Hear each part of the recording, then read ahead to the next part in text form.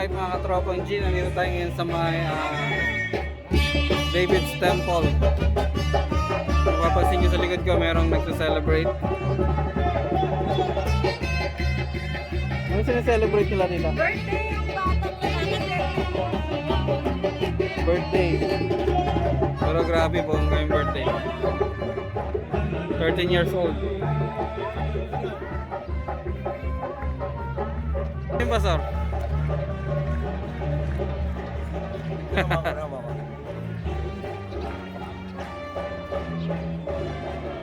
This is temple of there's a wall. That's the temple. It's all city wall. These are the original stone.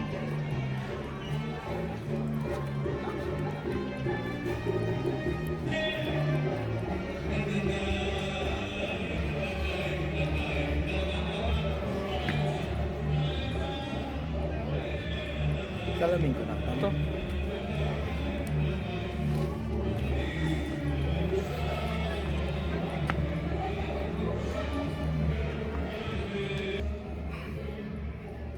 We're going now to Wailing Wall. Saan sila nagpipray sa wall? Umiiyak habang nagpipray. Wall of Holy of Holies.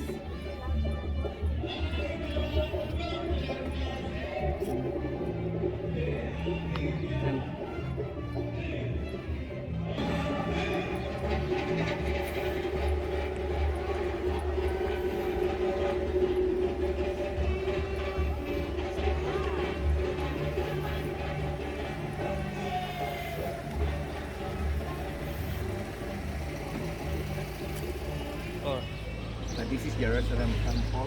See, it's a wailing wall. This is where they pray. Up so there is Holy of Holies. Lahat. Sa Western Wall. Western Wall. Ito yung mga Jewish they are praying. Kami po ni Warren natin. Ito pakita ka Warren sa video.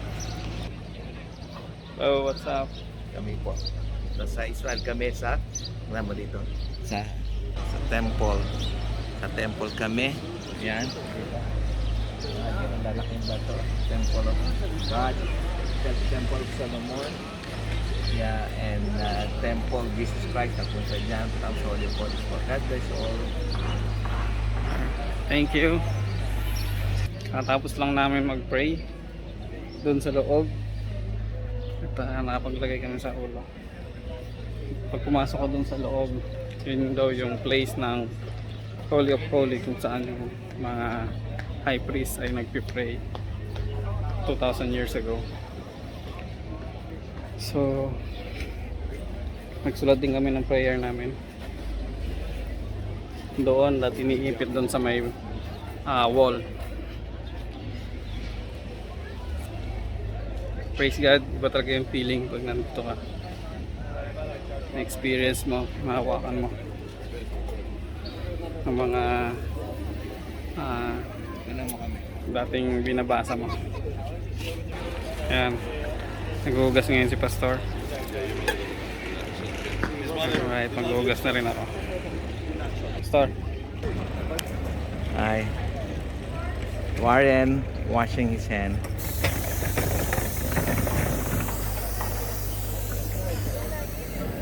Сказала, китов вытянул.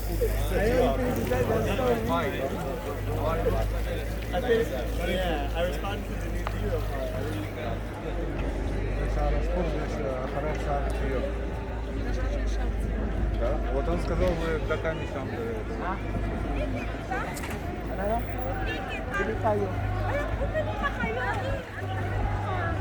Siyempre nag-pray kami. Okay mga tropang G, so we're planning to go to the Holy of Holies, but we need to book our ticket inside. So they are trying to talk to someone if we can pay now or You have to book it. Alright, mga katropang G. So, nandito kami sa may parang pinaka reception dito sa may Western Wall or Wailing Wall. They are called it Wailing Wall. So papasok kami doon sa pinaka Holy of Holies. But unfortunately there is ticket. You should book your ticket early. So they're trying to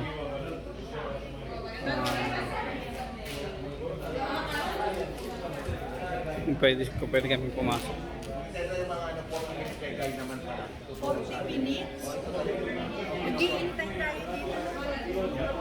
So pwede daw. Mag-aantay lang ng 40 minutes. Pahinga muna. Dito kami. Ayan. Sa loob. Doon kami kanina galing sa labas. Doon kami nag-pray. So yung access ng Holy of Holies ay nandito. Kaya antay muna kami mga katropa para makapasok doon. Alright, see you. Yo mga katropang G, nandito na kami ngayon sa loob. Travel tour going to and stay towards this side. We're going to be going down the stairs shortly. So, everybody that's here is on the 210 English tour. My name is Eliezer, so you're all in the right place. How many of you have been on any tour in the past? Okay. So about half. So I just want to point out that this tour is a little bit different. It's new. We will be getting to the hotel, the Western Wall, inside, but the tour focuses on the bridge, all of these arches, all the way to the back, and all the way to the Western Wall, straight ahead, and what's underneath it. That's been uncovered in the last 10 years, or 150 years ago, depending on who was here and what they were doing. Okay, so just to get an idea of where we're going, the bridge here runs perpendicular to the Western Wall. It intersects the Western Wall. Just here, it's running from beyond the back of the hallway here. It's more or less where the Jewish quarter and the Christian quarters are. But the picture of the city shows us a picture of, there are no borders. 2,000 years ago, the focus of most of the tour is what was here 2,000 years ago. When the temple is still standing, roughly everything is like within 100 years of the temple is still standing. We do have things that are older. We do have things that are newer, like not this, but what's above us, the Muslim court, was built about 700 years ago, up till the building that you entered, which is like the 20th century already, maybe the end of the 19th, beginning of the 20th. So there's many, many different periods. And the challenge is, the people that work here, including us, and most of us are not archaeologists, tour guides, is to try to help you understand it. Okay, and then there's a lot going on. So I'll just point that out at the beginning of the tour, just to orient. We were coming from, you're all coming from the lobby or outside, where the Western Wall Plaza is, which is in this picture. In this picture, it's approximately here. It's only about 15% of the entire length of the Western Wall. The Western Wall continues this direction. Let's see, it's 200 feet, 60 meters outside, and another 80 meters. So 140 meters is exposed outside. That's roughly 500 feet. 1,100 feet from just outside on the men's side to the left, all the way to the end. Here is another 1,100 feet, 340 feet. Give you an idea. So when you're outside, you're definitely not seeing all of it. Also, there's another thing that's going on here. We are very high up. The plaza is also not at the base by any means of the Western Wall, but we'll see that. So what we're going to do now is just a brief historical overview. I'm going to be standing in the middle where the screen is. And I'm going to have to go downstairs in front of me, and then turn around and look up towards the screen, which will be lit up in just a second as soon as it gets. And half the group will be here, just to make it a little more comfortable and a little easier. So we're going to go in and get the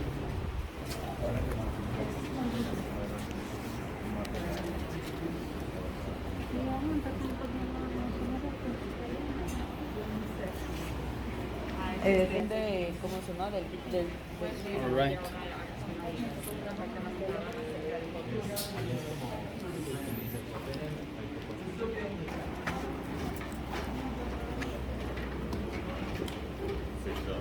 That's good. More people are going to come in and go down, and then stop.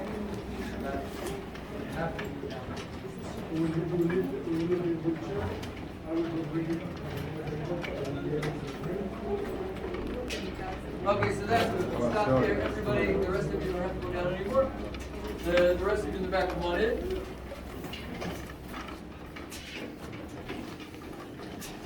Let's wait for the last few people to come in. They're on their tour there. So, as I said before, there are many different layers to this story.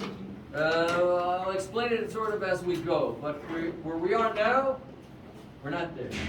We are, I'll show you exactly where we are. No, not that one. There's another one. There's a lot more slides on this tour than there were on the last tour. So, if you have an idea, it's the same picture. Not that picture. It's the same bridge, but this shows us exactly where we are. We're a little more than halfway. The bridge is 350 feet long, a little over 100 meters. Again, behind us. If you were to walk from, how many of you came in the Jaffa Gate this morning? Anybody? 1, 2, 3, oh, okay. So if you came in from the Jaffa Gate, if you continue through the marketplace, you can't go into the Temple Mount from this gate, but there's a gate at the very end. You see it here? It's still there. And the gate at the end of David Street, or it becomes the street of the chain gate, that one's still there. It's not the wooden ramp. The wooden ramp is over there. Like when you came in, you saw this wooden ramp. That's something else. But the gate here today, above us, another 25 feet above our heads, not the tallest building, it's much higher than that, the buildings in the Muslim Quarter, but the street today, it's not the level just above the arch here, it's much higher. Just to get an idea. The story of the city getting higher and higher, we'll try to get to that too. So, we're standing there. If we back up and briefly recall Stephen Hawking's book, The Brief History of Time, this is the brief history of Jerusalem. Jerusalem, there's an immense amount to tell. The story of Jerusalem, it's hard to do it standing, as we say, standing on one foot or in an hour or so with this, but you'll hear part of it. And the encapsulated story here, very close to us, the Temple Mount, the first temple, prepared. The foundations are prepared by King David and built by King Solomon. The walls probably represent something that was done during King Solomon's time. The temple looks something like this. We're talking something that was built 3,000 years ago.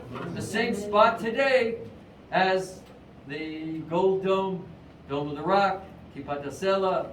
There's a bunch of names for it. So we are now approximately here. We're standing in the middle of a valley, a low spot.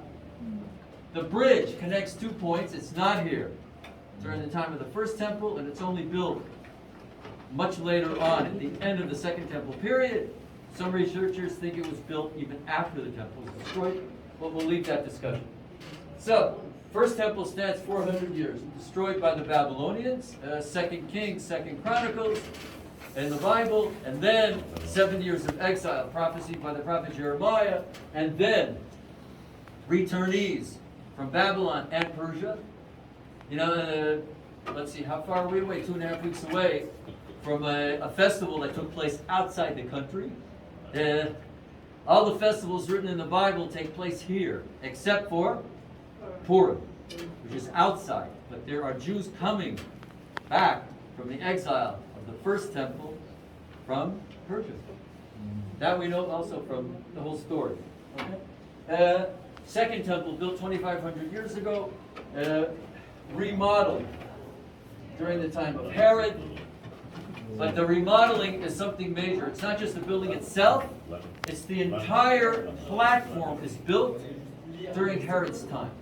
There was something very spectacular, but the perimeter is 2.5 times the size of what was there before it. Let's say the time of the Maccabees, 100 years earlier. And it's 144,000 square meters. If that means anything to anybody, in square feet, it's about 1.3 million square feet. One of the biggest religious complexes at the time in the world. There are big religious complexes, but this is... Okay. We're going to continue from here. Basically what we're focusing on is the bridge, the building, the Western Wall, and some other things that we've discovered. What we're walking into now was only made accessible very recently. It's a project that's been going on just below us for 10 years. And the people who were here earlier, like in the 1800s, they saw certain things. I'll mention them later, but this they didn't see. Nobody saw what we're about to see. It was basically covered for a long time. The temple, the building that we know is the second temple that was renovated during Herod's time, in the plaza and everything else around it. The other buildings up there are destroyed in the year 70 during the Roman siege and the destruction of the temple, the Hebrew date Tisha B'Av, the 9th of Av, and sometime in the summer. But here, even here we see, not everything was destroyed. But I won't say anything else about that. We'll see what was not destroyed. Can Further you go on. ahead? What? Question? No. Go ahead. The first thing that's going to affect us is not what was built up on the Temple Mount, meaning what we have today, the monument, Dome of the Rock, and the mosque. The Al-Aqsa Mosque, they were built, one a little bit before 700, one a little after the year 700. But the big thing that happens around the year 1300, all the buildings are built basically filling in a valley that was here since the beginning of time. Basically the valley here that separates the Temple Mount from the rest of the quarters up above, 3 quarters. The Christian quarter here, the Jewish quarter, and then behind the Jewish quarter, the Armenian quarter. It's an open valley, more or less until they find some more buildings that were built before. More or less, all the buildings today along the Western Wall that cover up like 3 quarters of it were built from the year 1300 on. So we're basically underneath it. This actually is an interesting picture, because here you have what it looks like today with the bridge superimposed. So we're going to be underneath the bridge. We're actually going to be underneath a lot of the buildings, and they're all above us. You can see from where we entered, the entrance to our building is right there, at the back of the plaza, with a square, not the arches. Just to the left of the arches, you have the square entrances. That's where we entered today. And we went in, straight back, and now we're back here, underneath the bridge. Okay. And this is what we're going to be seeing. This is just a preview, not everything. We're basically starting from here. Again, where we're underneath the top system of arches on the bridge. Oh, that's the microphone. Yeah. Okay. Just behind you. Sorry. Yeah, that's all right. And we're going to be walking towards the Western Wall. And we'll be seeing some of the things. I'll explain it all when we get done. So before we continue, does anybody ask anything? Questions? Okay. Everything clear? 3,000 years of history. That's just Okay, we're gonna go downstairs just to the bottom. We'll stop at the very bottom here. Some of you see the wooden platforms, you can go in, like underneath where we're standing, and take a look around. I think you can't see the way down. Well, here, just give me a minute. I'm gonna stand right here.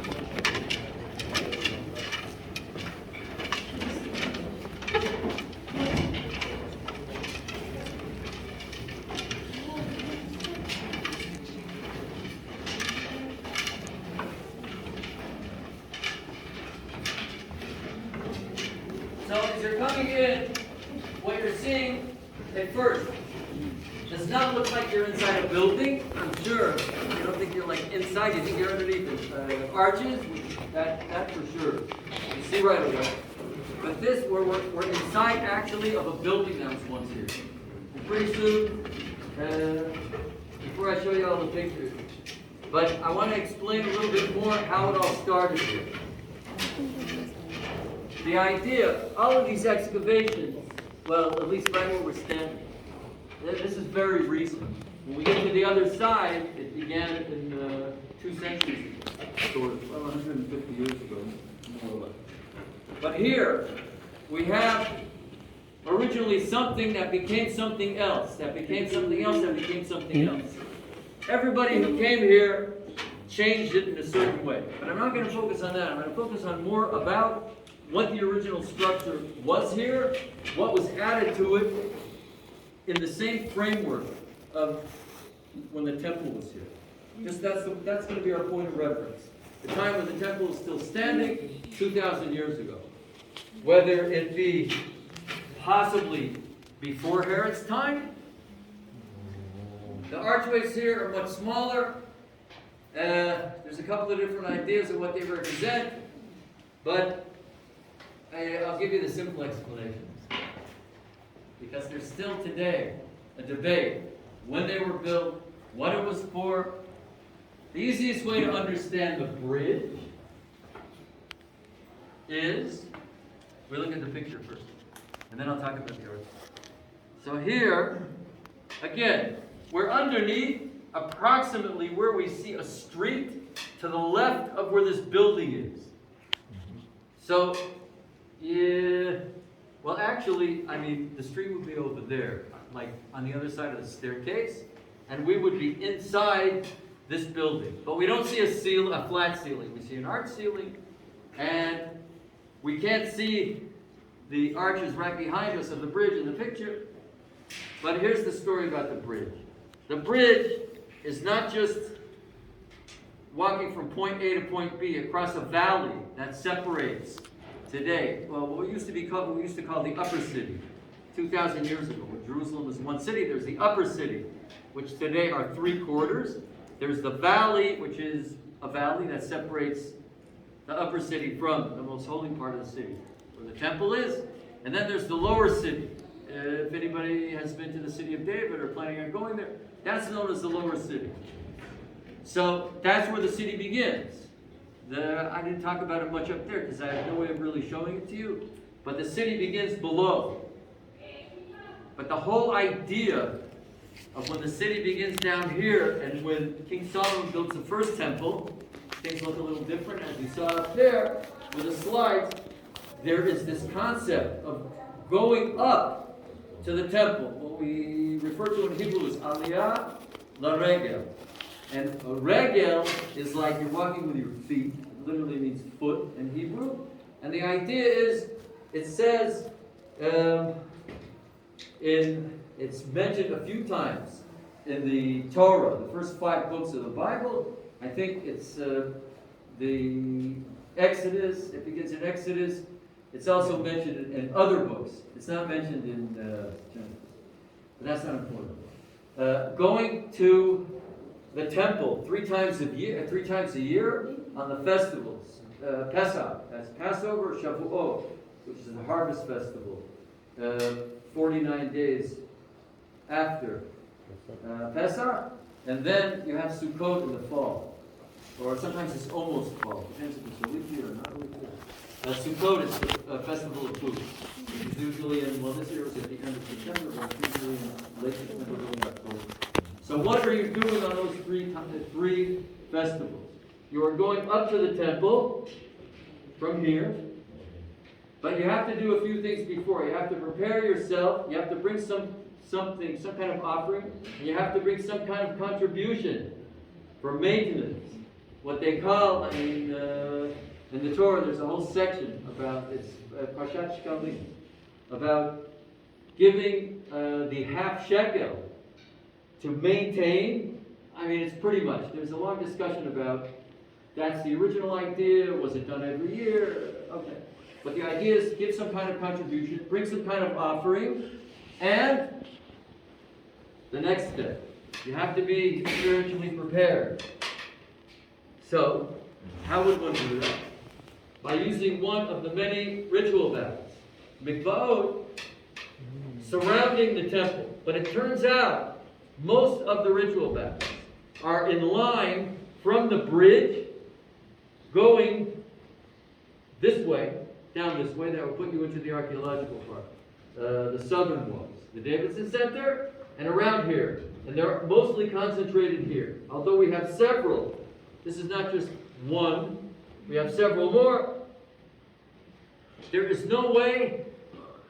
We haven't found any kind of water storage. So that brings us back to the idea of the bridge.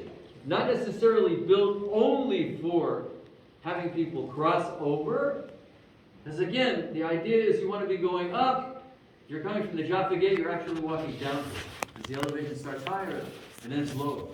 Or but you can do something like come down and then go back up again. And that's also a possibility. Right? But the idea is most of the pilgrims, and that's why they call the street below the Temple Mount, they're calling it now the Pilgrim's Way, but that's not part of this tour. Someday it'll be a tour. I mean, where you can basically stay on the street, walk from the city of David all the way up here. I had one group, they were studying to become tour guides, and basically that's what their course administrator told them at the end of this tour. It wasn't 1 hour, it was 3 hours. Because we had to show them everything. And we could be here forever. And he said, you could be here, and you could get, by the time you get here, a whole day has gone by. But it's not going to be like that. The bridge, bringing water in from outside the city, part of an aqueduct built before Herod's time. It was initially built by the Maccabees, the Hasmonean dynasty, and this may have been the way that water was transported to the biggest water consumer in the city of Jerusalem, the Temple Mount. But if the water did in fact flow on the bridge, you could actually tap into it somewhere, and fill up not only this ritual bath, but the other ones. There are no other, most of the ritual baths outside have their own water storage, like a cistern or what they call an otsar. Okay. So that's what this is all about. And we did not excavate this in its entirety. I'll turn the lights back on. It continues. The stairway here continues all the way underneath the modern stair. It continues all the way to the archway here. So, the idea was to have people experience it, see what it's like. Well, we have a few more on the tour. I'll talk about them when we get there. But the other thing that we're not seeing yet are the parts to this building. So if I said we're standing inside of it, there are columns. Here, the lights are lighting up the columns. Here. This is one side. So now we'll see what it looks like inside. First, I'll show you a picture, and then we're going to walk inside. So we're standing here. We don't see the two entrances here. We came from up here. We came from above. Right? These two entrances, they should be here somewhere. They haven't found them yet. But there are other things here that you can see, and those I can show you. So that's where we're going to go now. First, we're going to take a look at this, but I won't tell you what it is until we can see it. So we're going to continue just over here.